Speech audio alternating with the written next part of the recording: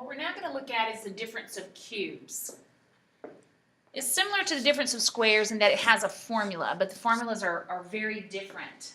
In the difference of cubes, you're looking at what cubed gives you the first term and what cubed gives you the second. What's similar is that they're both binomials. What's different is that I can find both the sum and difference when I'm looking at cubes. The formulas are basically the same. If you look at both of the formulas that you have to learn, the only signs that are different are these first two signs. Everything else is the same. The first sign is always whatever is a part of the binomial. If it's a sum, then the first parenthesis is a sum. If it's a difference, then the first parenthesis is a difference. And then it changes right here in the trinomial. So I have a binomial and then a trinomial whenever I'm factoring the difference or sum of cubes. Now what we say is we're going to SOPS a cube, S-O-P-S.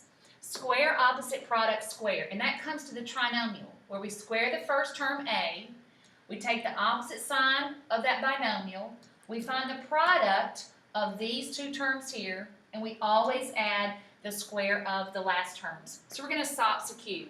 Square, opposite, product, square. Whenever you're factoring cubes, eventually when all of this is put together, all the types of factoring, you're going to have to know what is a squared and what is a cubed. You just need to memorize here 1 through 5. The 1 squared, of course, is 1. 2 cubed, 1 cubed is 1. 2 cubed is 8. 3 cubed, 27. 4 cubed, 64. And 5 cubed is 125. Have to be a little careful with 16 because it's both a perfect square and a perfect cube. Whenever you're asked for a cube, it might be a number that you're not familiar with. And when you're asked about if it's a cubed, you go to math. If you have a TI 83 or 84 calculator, go to math, and you come down to where it says the cube root. So it has the cube root, because I'm looking for what cubed gives me that, of 343. And if you put that in there, you'll find that that is 7. So this is 7. You can put these in and just check. The cube root of 1331 is 11. The cube root of 4913 is 17. And the cube root of 216 is 6.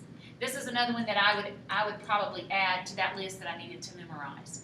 6 and 7, 1 through 7 are vastly used. So you just need to know those when you see them. All right, let's look at an example. Here I have a difference. Here's my difference. I have a difference of cubes. The exponent right there gives it away. There's no common factor, so I'm going to say what cubed gives me 8? 2. What cubed gives me x cubed? It would just be x. So if I were to cube this term, that would be 8x cubed. Minus. What cubed gives me 125? Well, that would be 5. So this right here, these two terms are my first binomial. Hopefully after this you'll just be able to see them. That first binomial is going to be 2x minus 5. The second trinomial is where we SOPS. We're going to SOPS that first binomial. We're going to SOPS it here. So we're going to square this first term. Square 2x and you get 4x squared. Take the opposite of the minus, and that's a plus. Then the product of these two. 2x times 5 is 10x, and then you're always going to add the square of the last. And when you square 5, you're going to get 25. So this binomial and trinomial is your final answer to factoring this cubed.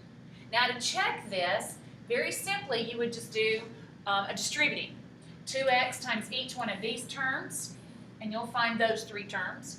2x, or negative 5 times each of these 3 terms, and you'll find 3 more. And in all of those 6 terms, everything will cancel out except the 8x cubed and the negative 125. And that's the way that you would check that, just to distribute the 2x and distribute the negative 5. We're going to run through about 4 or 5 problems, and just to make sure you have it underway. Here I'm looking at this first term. What cube gives me 27x cubed? What cube gives me 27 would be 3x, if I have it cubed already, minus. What cube gives you 64? We've learned that that's 4. And then we're going to SOPS this. We're going to square, opposite, product, and square the last. Squaring 3x squared is 9x squared. Opposite sign of minus is plus. The product of 4 and 3x is 12x. Always add the square of the last, and the square of 14 is 16.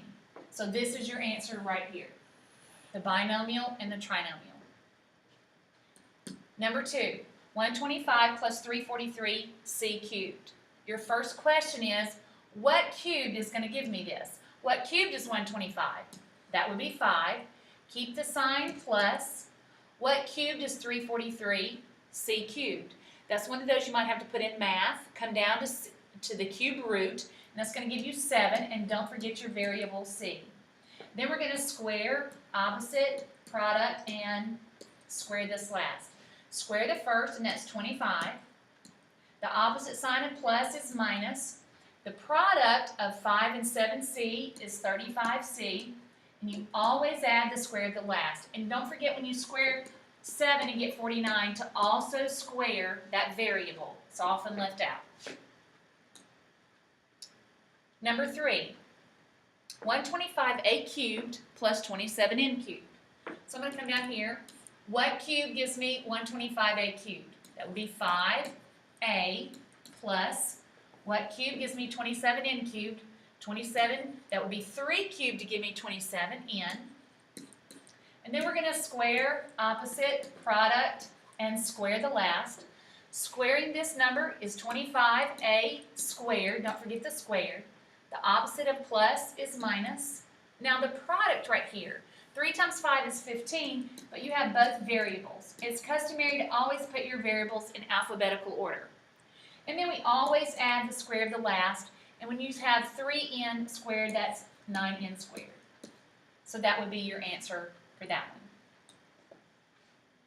Number 4, sometimes we need to take out a common factor. When I look at this particular problem, I look at the coefficients, 6, 25, and 5. 5 is common.